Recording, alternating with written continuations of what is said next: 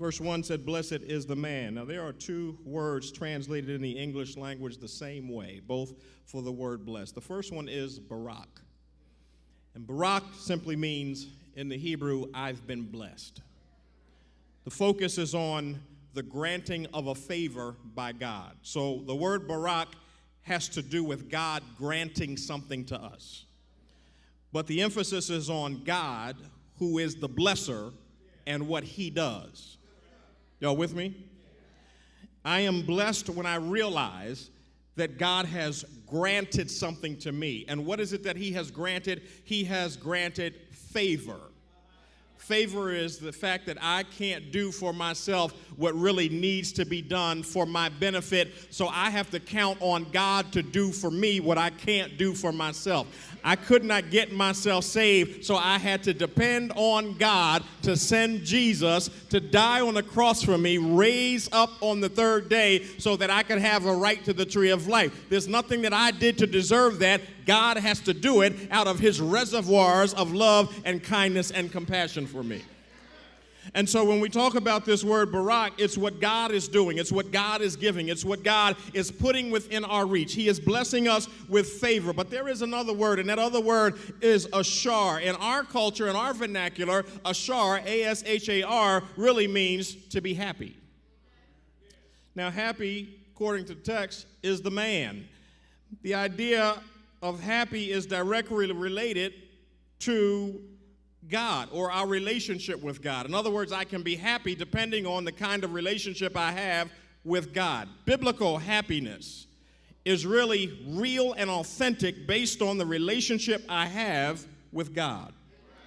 So the emphasis now with this word ashar is unlike Barak, where the emphasis is on God. The emphasis with ashar is not so much on what God is granting and what God is doing. Ashar is different in that the responsibility is now on me to respond in the proper way to what he did when he baraked us. So ashar is the response to Barak. Are y'all with me?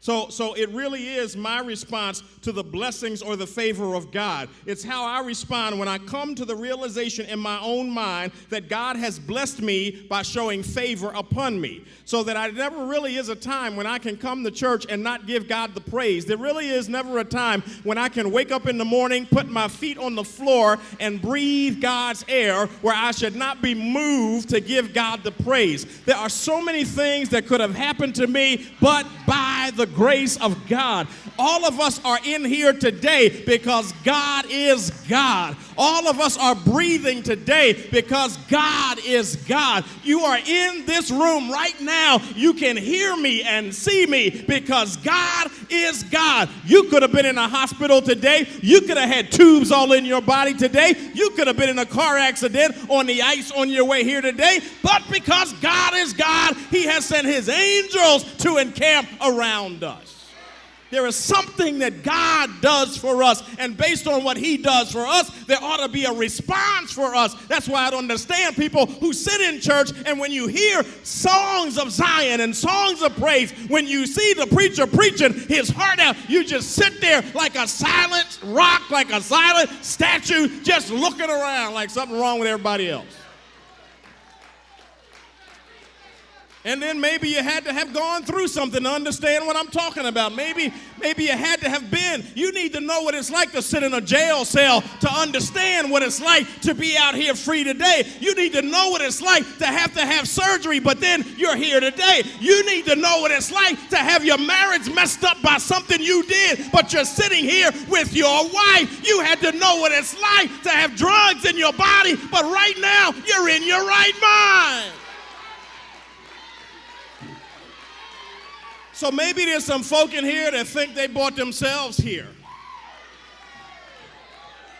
They think they woke themselves up this morning.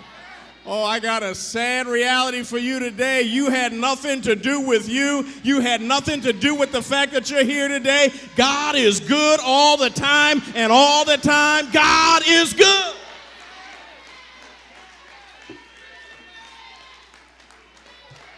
Now I done made some people mad. But that's all right. That's what the gospel tends to do. Gospel will make you mad sometimes. And so in this first word, Barak, the emphasis is on God and how he has granted some things for me.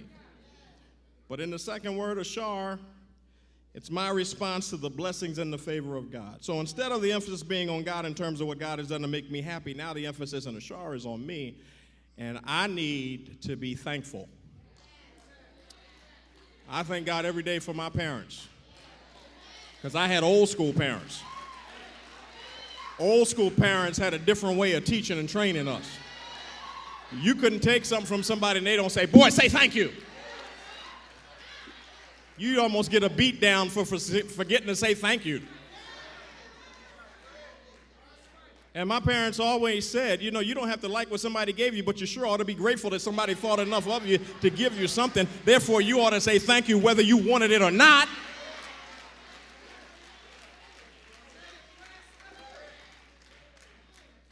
And when God has blessed us and shown favor in our lives, when God has baraked us, we ought to look like it, act like it, sound like it, and we ought to live like it. We ought to be walking advertisements for the favor of God. God ought to be able to sit back in heaven and say to the devil, come here, let me show you something. You see that one right there? You see that woman right down there in Bible Way Baptist Church at 1323 North 52nd Street in West Philadelphia, Pennsylvania, USA? You see that woman sitting right there? That's what blessed looks like.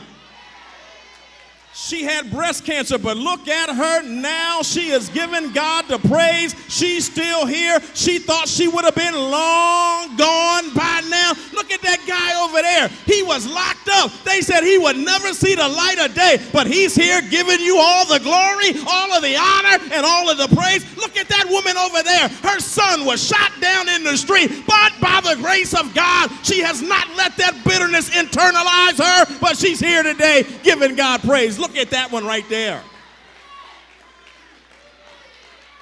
We ought to be walking advertisements for the goodness of God. People ought to be able to look at us and say, you know what? When I look at you, I know that there is a God somewhere.